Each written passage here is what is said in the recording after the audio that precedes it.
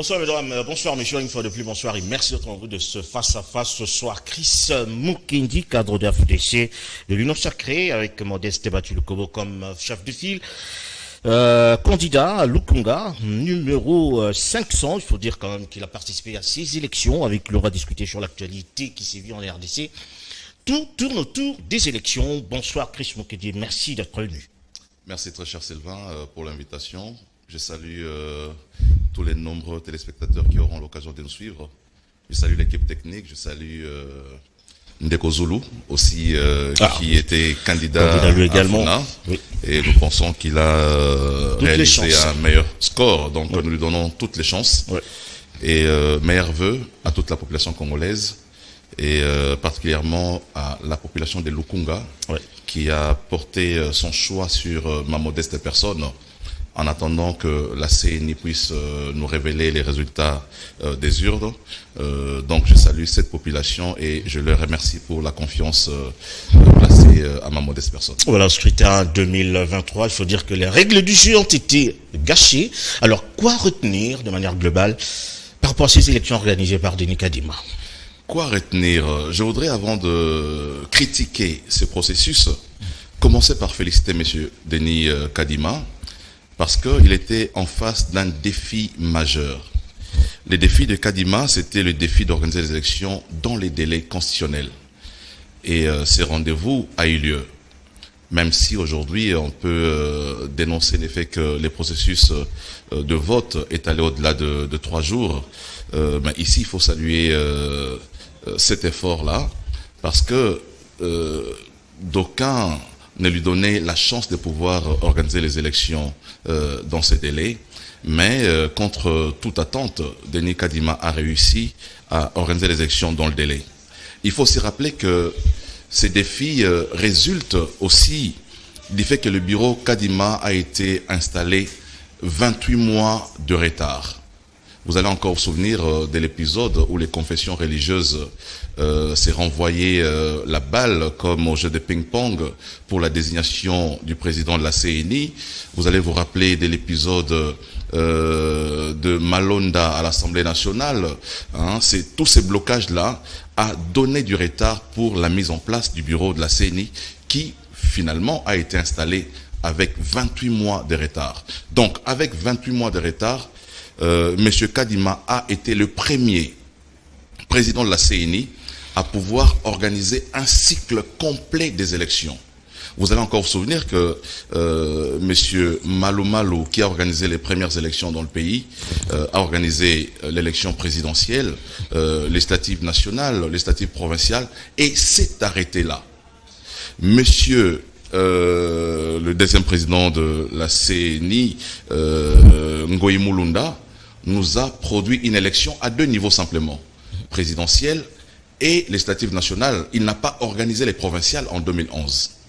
C'est ce qui a fait que le Sénat de l'époque a connu un bonus d'une mandature.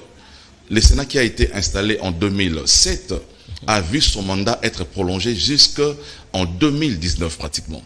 Donc, des 2 présidents que j'ai cités là, Kadima reste le meilleur. J'en reviens au président Corneille Nangaa, qui nous a produit des élections à 3 niveaux.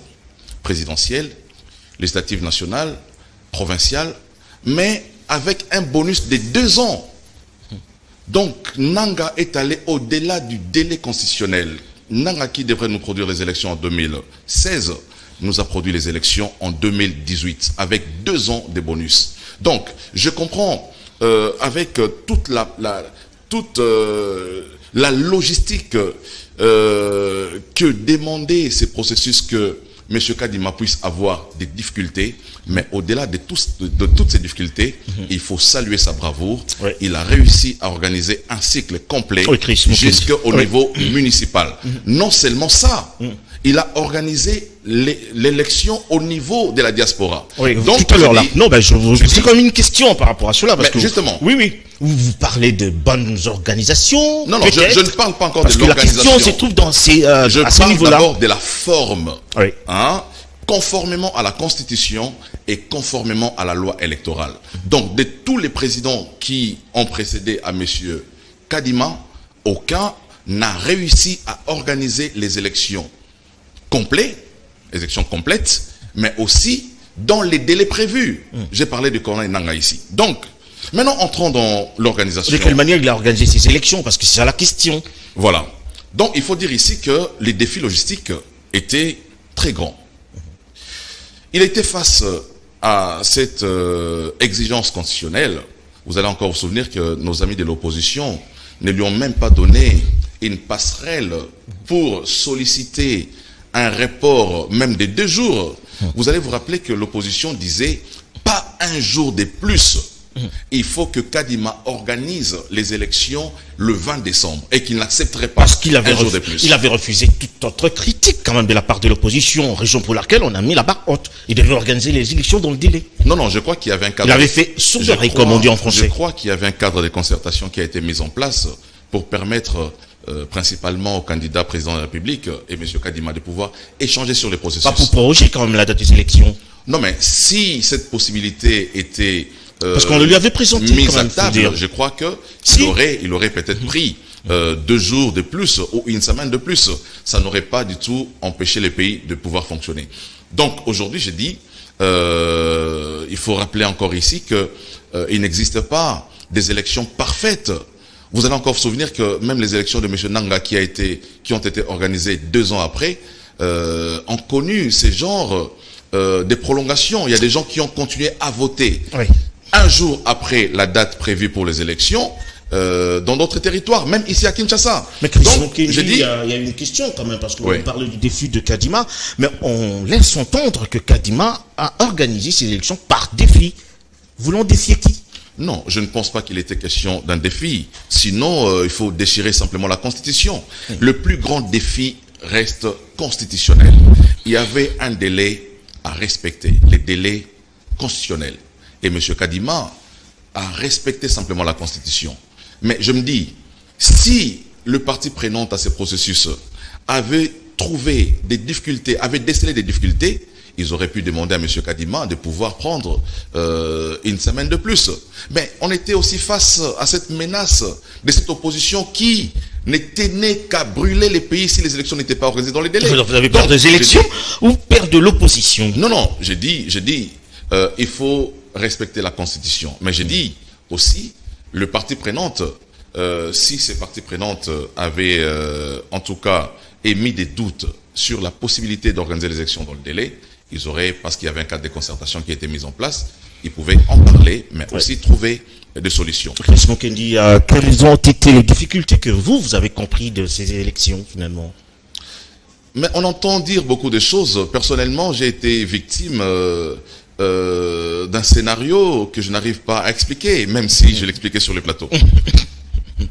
J'entre avec mon téléphone dans le bureau de vote. Je vote les candidats présidents de la République, numéro 20 bien sûr. Je vote Chris Mukendi au numéro 500. Je vote un candidat député provincial, un candidat conseil municipal. Je filme mon vote. Mon bulletin sort de l'imprimante. Je capture mon bulletin. Et je sors du bureau de vote. Je transfère mon bulletin de vote à la personne que j'ai voté comme député provincial. Et cette personne me dit, mais Chris Mukendi, c'est pas moi sur la photo. Je dis, mais c'est pas vrai. Je regarde le bulletin que j'ai photographié. Ben, c'est une autre personne. Je regarde le conseil municipal que j'ai voté. C'est une autre personne.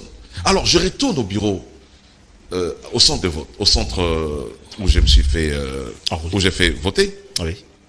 Je dis, mais, monsieur le président, regardez ce phénomène. Je dis, je n'ai pas voté ces candidats députés provinciaux. Je n'ai pas voté ces conseillers municipaux. Mais, regardez mon vote.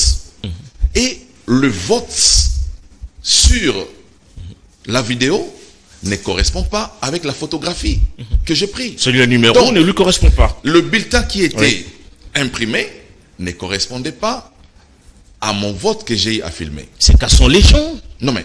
Oui, c'est qu'à son légion. Justement, faut le dire. C'est comme ça que je voudrais épouser la thèse que j'ai entendue de M. Jean-Pierre Bemba, qui disait que des machines, il y avait une menace qui pesait sur les processus électoraux, qu'il y aurait un candidat qui aurait fait venir de l'étranger des Russes et des Libanais pour tripatouiller les résultats. Vous avez vu aussi, dans certains coins du pays, des compatriotes qui votaient les candidats numéro 3, mais sur les bulletins apparaissaient les candidats numéro 3.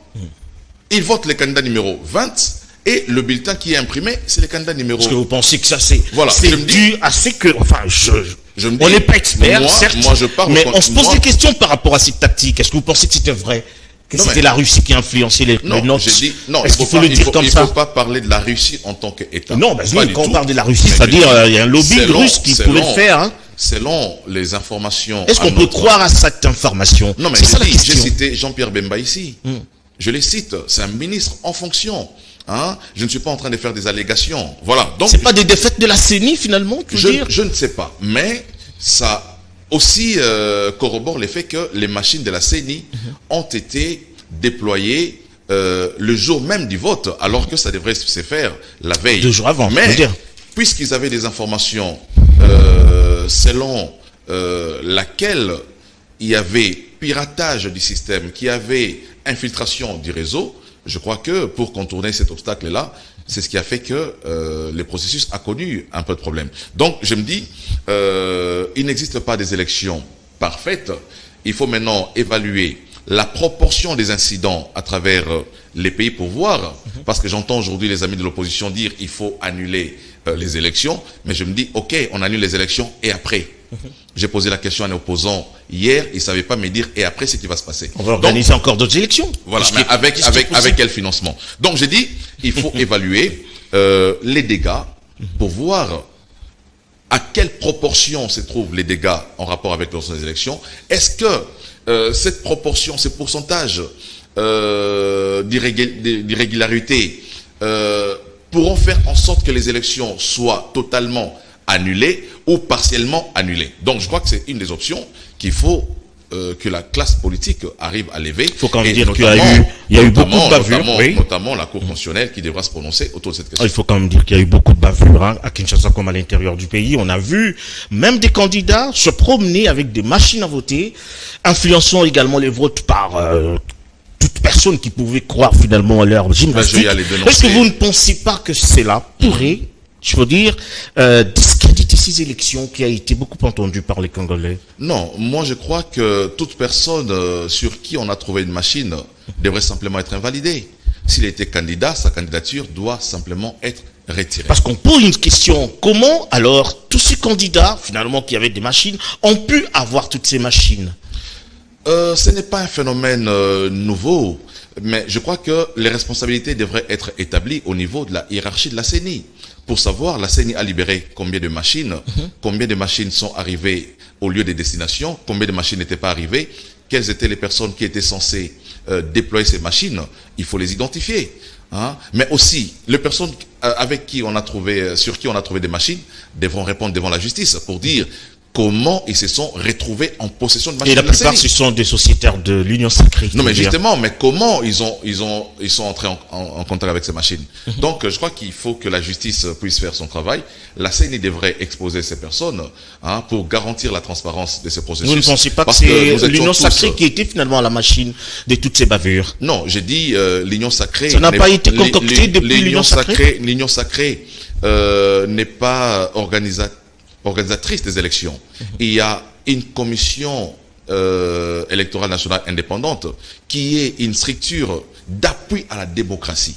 Voilà, c'est la CENI qui achète les kits électoraux. C'est la CENI qui déploie les kits électoraux. Donc si par hasard une machine de la CENI s'est retrouvée entre les mains d'un sociétaire de l'Union Sacrée, il revient à la CENI de nous dire comment cette machine se retrouve entre les mains d'un sociétaire de l'Union Sacrée. Parce qu'il faut le dire, bien avant, on avait également retrouvé des machines à voter, il faut le dire, bien avant la tenue de ces élections, bien avant, je crois vers le Kasaï, il y a eu un accident, on a retrouvé des kits électoraux partant d'un membre de la CENI. Est-ce que vous ne pensez pas que cette connivence avec la CENI a finalement, je veux dire, batifolé sur les élections? Non, mais je dis, la CENI travaille avec des partenaires.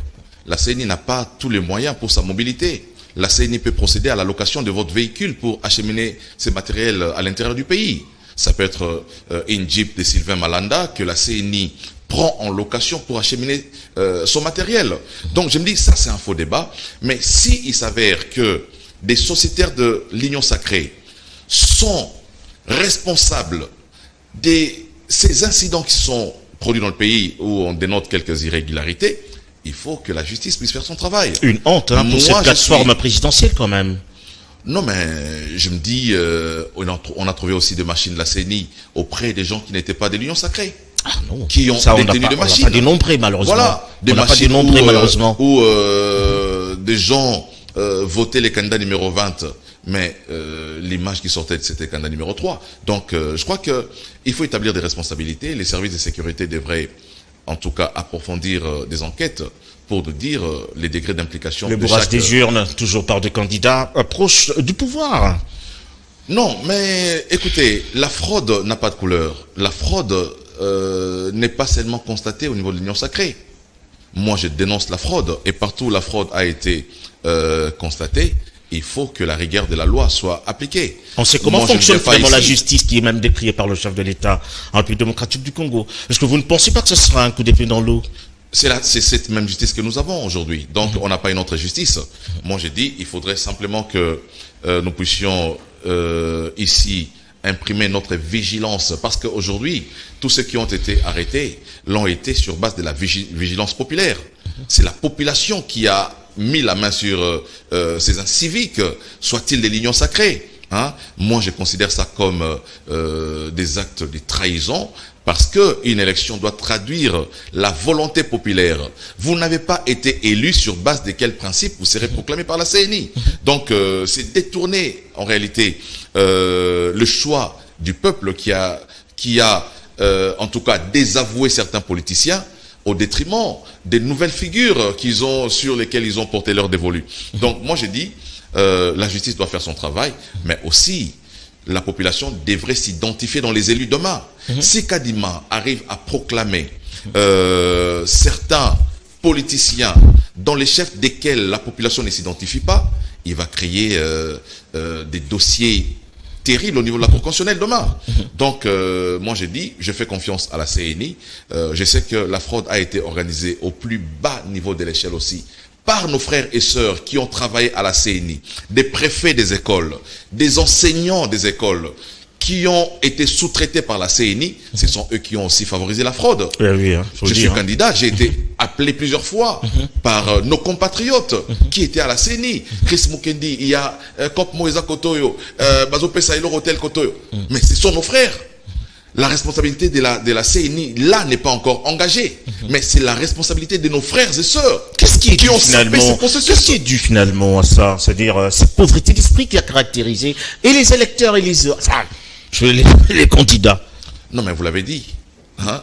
Je vais emprunter simplement vos mots. Cette pauvreté d'esprit. Mais aussi cette immoralité, non seulement de la classe politique, mais cette immoralité de la population. Nous avons, on dit dans chaque démocratie, les peuples ont les dirigeants qu'ils méritent. Donc aujourd'hui on peut parler de nos dirigeants, mais il faut dire aussi que les dirigeants sont notre échantillon. Les dirigeants sont les personnes que nous, la population, nous portons au pouvoir. Lorsque nous les votons parce qu'ils nous ont donné un pagne, lorsque nous les votons parce qu'ils nous ont donné, je ne sais pas, 5 000 francs, ils nous représentent là-bas. Bien sûr. Donc j'ai dit, c'est cette population aussi qui a participé à ce que ces processus soient sapés.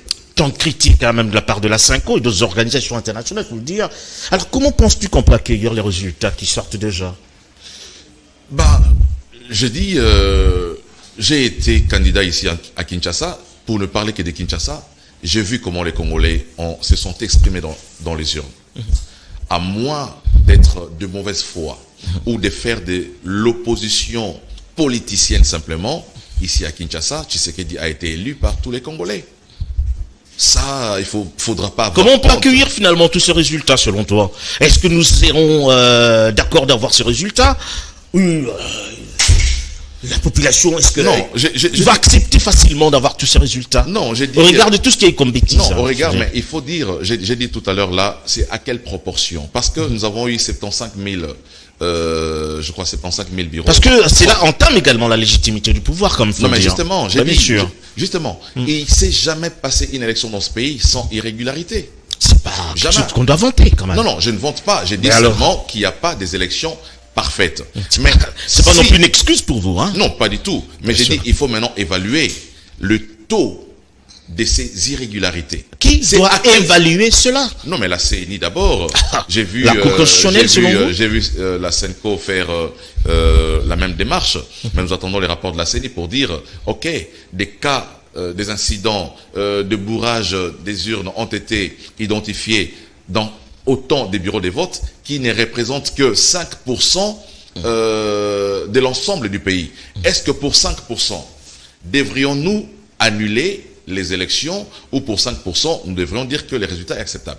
Voilà 5%, la question qu'il faut se poser. 5%, ça c'est une portion, enfin, moi je dirais que c'est une autre façon de faire les choses. Mais à comprendre finalement ces élections, on dira que bon, on a raté finalement une belle occasion de pouvoir renouveler la classe politique, selon toi. Comment tu le trouves? Ben, la CENI ne s'est pas encore prononcée, donc je crois que c'est trop tôt pour dire qu'on a raté l'occasion de renouveler la classe politique. Au regard de toutes ces aventures qu'il y a eu. Il y a eu quand même des aventures qu'on a vues. Moi, je voudrais que la question et qui nous ont finalement froissés, il faut le dire. Non, mais ça c'est vrai. Hein, oui. Je le suis autant que vous, parce que j'ai participé activement à ces processus de la manière la plus sincère. Hein. J'ai battu campagne, j'ai fait la pré-campagne. On a eu l'adhésion populaire, mais les résultats vont déterminer ce que ont été effectivement ces élections. Est-ce que l'Union sacrée est prête aujourd'hui à refaire ces élections? Je ne sais pas. Je ne suis pas mandaté aujourd'hui pour parler au nom de l'Union sacrée. Vous êtes membre de cette organisation? Bien sûr, mais je ne suis pas mandaté pour parler en son nom. Je suis membre de l'Union sacrée, mais pas mandataire de l'Union sacrée. Donc il faut faire la nuance.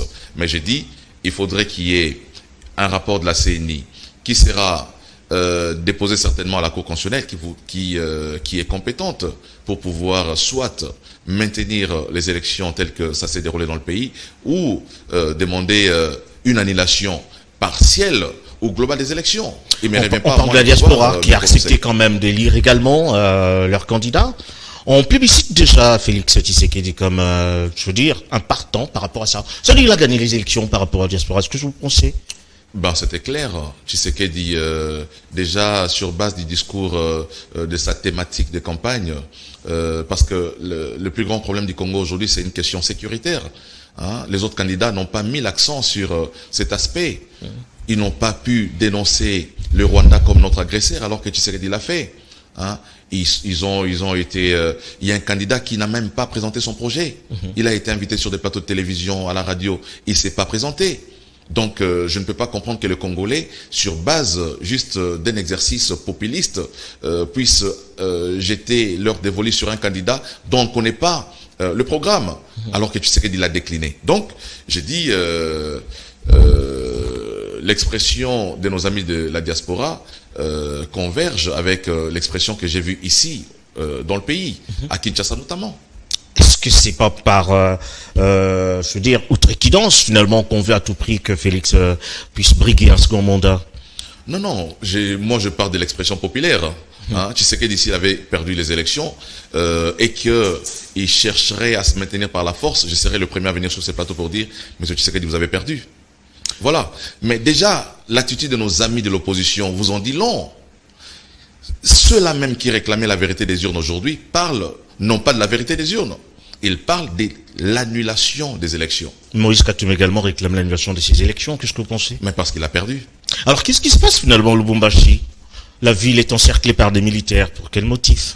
Ben, il y a des menaces, vous avez suivi un haut cadre de Ensemble, hein, qui a fait des déclarations inacceptables sur l'intégrité territoriale.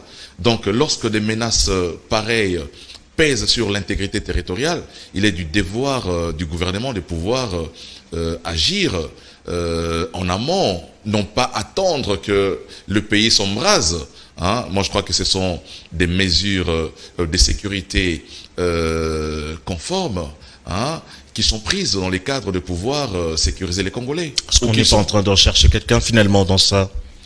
Quelqu'un, je ne sais pas. Mais... un candidat qui a fait peut-être peur au régime, faut le dire. Je ne cite pas les noms, il faut suivre mon regard. Non, non, je ne pense pas qu'il faille parler de peur ici, parce que les Congolais n'ont pas peur de quelqu'un qui ne sait pas parler, qui ne sait pas s'exprimer. Hein, Tshisekedi s'est exprimé clairement. On a vu d'autres candidats qui ont été incapables de faire. Il y a plusieurs manières de s'exprimer. Non, Chris Mukendi. mais pas en latin quand même, nous sommes congolais, hein, et pas en grec. Donc j'ai dit, Tshisekedi a été sur terrain, il a été partout. Hein. Comment revendiquer la victoire alors que vous n'avez pas été au Kasaï? Comment revendiquer la victoire alors que vous n'avez pas fait tout le pays? Parce que vous avez refusé finalement, vous avez refusé quand même qu'il puisse vaquer librement ses occupations. De prétexte et la manipulation simplement. Je crois que tous les candidats étaient libres de pouvoir se déployer dans le pays. Ceux qui ont eu à le faire l'ont fait. Ceux qui n'ont pas pu les faire pour des raisons qui leur sont propres ne l'ont pas fait. Mais il ne faut pas trouver des prétextes ici.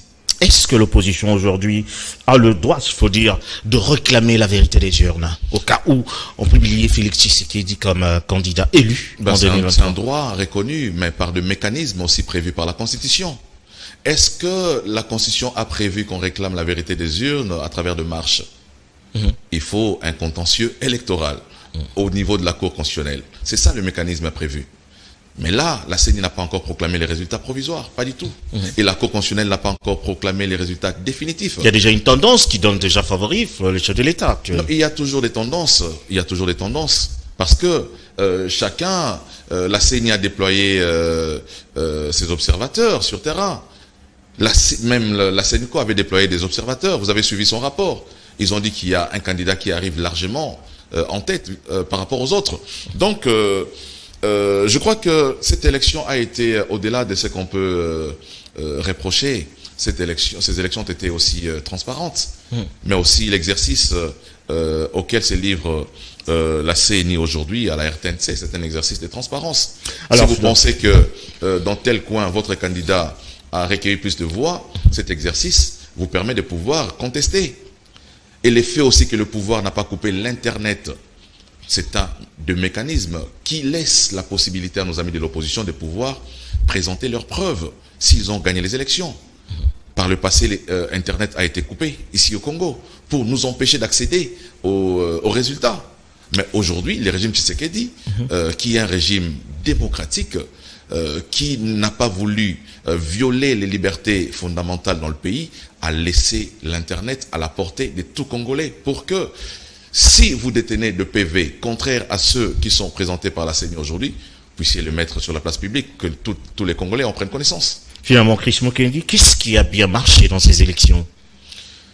Les délais constitutionnels ont été respectés.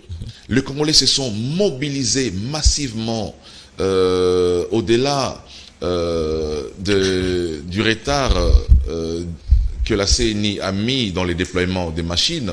On a vu des centres où des machines sont arrivées à 19h, des centres où les kits électoraux sont arrivés à 17h, mais les Congolais étaient mobilisés. Jusqu'à 1h du matin, 2h du matin pour voter. Donc, curieusement, ils n'ont pas été mobilisés pour changer des régimes. Ils ont été mobilisés pour reconduire les fils du pays et Félix Antoine Tshisekedi. Alors, tu es également parmi les candidats en liste pour la législative. Est-ce qu'on peut croire finalement Chris Mukendi comme candidat député national? Ben, je l'ai été. Parce que tu l'es encore. Hein? Je l'ai été. On attend les résultats. La campagne est finie. On attend les résultats. Tu es encore candidat. Je l'ai été. J'ai fait les tours de la Lukunga. J'ai été dans toutes les communes de la Lukunga. J'ai constaté qu'il y avait une adhésion populaire à ma candidature. Hein. Les images de mes activités sont là. Voilà. Quel est le discours que tu as développé face à ton électorat? Les discours, c'est les missions du parlementaire qui n'ont pas du tout changé. Hein. Vous savez, les parlementaires ont deux missions principales, hein, de légiférer ou de contrôler le gouvernement. Et dans mon discours, j'ai dit que je mettrais beaucoup plus l'accent sur le contrôle du gouvernement, parce que lorsque le gouvernement est investi, il vient sur base d'un programme d'action, et le parlementaire devrait suivre effectivement de près la mise en exécution du programme du gouvernement en rapport avec le projet que le gouvernement prend avec, je voudrais dire, des actions à mener à travers l'ensemble du pays, si le gouvernement exécute ce projet comme cela a été présenté à l'Assemblée nationale. Donc je me dis, on n'a pas besoin de continuer à produire des lois alors que notre arsenal juridique est suffisamment fourni. Il faut mettre l'accent sur les suivis et sur l'applicabilité des lois. Alors comment tu as critiqué l'Assemblée nationale sortante? Elle a été déjà critiquée au départ parce que les Congolais ne s'étaient pas identifiés dans cette Assemblée nationale. Vous allez encore vous rappeler que 70% en tout cas de ceux qui composent l'Assemblée nationale aujourd'hui, la population ne s'identifie pas dans ces élus. Hein, on a critiqué les élections de Corneille Nangaa pour dire que c'était en réalité des nominations. Hein, et moi-même à l'époque j'étais candidat, j'ai vu ce qui s'est passé. Hein. Vous allez encore vous rappeler que même avant les élections, il y avait eu une liste de 350 députés nationaux qui avaient circulé avant que nous puissions aller à ces élections de 2018. Donc, je me dis, ce qu'il y avait à reprocher, c'était d'abord l'absence de légitimité de cette Assemblée nationale. Hein. Et aujourd'hui, je crois qu'avec Monsieur Kadima, il va effectivement nous traduire la vérité des urnes, hein, pour avoir une Assemblée nationale légitime. Tout à l'heure, là, tu as cité un nom important, Corneille Nangaa. On veut en savoir un peu plus. On entend dire qu'il a monté un mouvement important, politico-militaire. Pour quelle finalité, selon vous, il peut monter ce mouvement, lui qui était également président de la CENI? Frustration. Simplement de la frustration. J'ai suivi Monsieur Monsenepo qui a révélé les échanges qu'il a eu avec Monsieur Corneille Nangaa avant sa frustration, qui voulait être décoré comme le premier président de la CENI à avoir organisé l'alternance dans le pays, qui voulait qu'on lui rende sa mine d'or qui a été confisquée par le régime Tshisekedi, parce qu'il n'en détenait pas les documents, qui voulait aussi être reconduit comme président de la CENI. Hein. Donc je crois que Corneille Nangaa, son comportement aujourd'hui est le résultat d'une grande frustration, hein, d'un monsieur, je sais pas, aux ambitions démesurées simplement. D'un méchant à une autre, on parle de Joseph Kabila, un calme, parfois, qui dérange les autres. Comment avez-vous apprécié son calme pendant les élections? Non, mais c'est pas seulement pendant les élections. Kabila a toujours été calme. Donc, on va pas faire les liens entre les calmes, les silences légendaires de Kabila aux élections. Pas du tout. C'est un calme qui dérange Kabila, quand même. Est-ce que cela n'est pas une sorte de, je pourrais dire, une malice, par exemple? Non, mais pas du tout. Kabila était président du Congo, on tuait l'Est, Kabila était silencieux. Voilà. Donc, Kabila, c'est sa nature. On ne va pas demander à un monsieur comme ça de pouvoir s'exprimer alors qu'il a été au pouvoir, il ne s'est jamais exprimé. Est-ce que c'est un pion qui dérange quand même le régime, selon vous? Non, je ne pense pas. Je ne pense pas que Kabila dérange les régimes, pas du tout. Il est calme, il est dans sa vie de famille. C'est pas en connivence avec Nangaa qui a monté un mouvement politico-militaire? Ben, je voudrais pas ici faire des allégations gratuites à l'endroit de notre ancien président de la République, qui est sénateur à vie. Et je crois que c'est important pour nous, Congolais, d'avoir un ancien président dans le pays. Et c'est quelqu'un qu'il faut respecter et puis il faut protéger. Martin Fayoulou, qu'est-ce qui vous a inspiré pendant ces élections? Un perdant simplement, parce que Martin Fayoulou, je l'ai dit ici, sur un plateau ici avec Monsieur Zoulou ici, hein, à l'émission Canal Presse, j'avais dit j'étais content que Martin Fayoulou puisse aller aux élections, parce qu'en 2018, la donne était tout autre. Il a été accompagné par Jean-Pierre Bemba, par tous ceux qui n'ont pas été avec lui en 2023. Et j'ai dit, cette fois-ci, on connaîtra le vrai poids politique de Martin Fayoulou, et qui se place aujourd'hui en ordre d'arrivée au présidentiel comme 3e. Voilà sa place. AFDC avec Modeste Batou-Lukobo, on ne l'a pas assez vu pendant la campagne électorale, comme on a vu Jean-Pierre Bemba, Vital Kamerhe et les autres se trémousser dans ces élections parlant, mais on n'a pas vu ton président dans les arcanes des élections, dans la campagne. Qu'est-ce qui s'est passé? Il était là au Sud Kivu. Modeste Bati, comme son prénom le dit, c'est un monsieur modeste, hein, qui ne fait pas du populisme, qui ne fait pas du spectacle, mais qui est très efficace dans son action. Hein. Vous n'avez qu'à voir les scores que le président de la République a eu à faire dans les Sud Kivu pour comprendre quel a été son apport. Donc c'est un monsieur très effacé, mais très, très efficace. Finalement, Chris Mukendi, vous êtes partant pour, si Dieu te prête vie, sûrement, pour occuper également un siège à l'Assemblée nationale. Alors, comment vois-tu l'avenir de la RDC, au-delà de ces élections qu'on organise? Nous sommes déjà au 4e cycle. Hein. Oui, mais je dis, on s'améliore de plus en plus. J'ai rappelé ici que c'est la première fois que nous puissions avoir un cycle pratiquement complet, même si il y a des choses à dénoncer. Hein. Chaque jour, nous faisons un pas de plus. Je me dis, l'avenir du Congo est meilleur. Faudra-t-il simplement que les Congolais comprennent et qu'ils s'y mettent, hein, au-delà de nos ambitions et de nos égos personnels. Parce que très souvent, nous ne sommes victimes que de nos égos personnels. Des gens qui n'acceptent pas sportivement leur échec. Hein. Moi, je ne peux pas croire que Katumbi, aujourd'hui, se réclame être vainqueur de ces élections alors que tout le monde a vu comment il s'est fait battre. Donc, je dis, à un certain moment, il faut taire ses ambitions, ses égos personnels pour prioriser, en tout cas, la nation et notre jeune démocratie. Il faut la préserver. La guerre est à la porte de la RDC. Le chef de l'État l'a dit. Une balle en RDC, c'est une déclaration de guerre contre le Rwanda. Il y a plusieurs balles déjà. Ben, c'est au chef de l'État de répondre à cette question, c'est pas moi. Comment vous appréciez ce discours-là?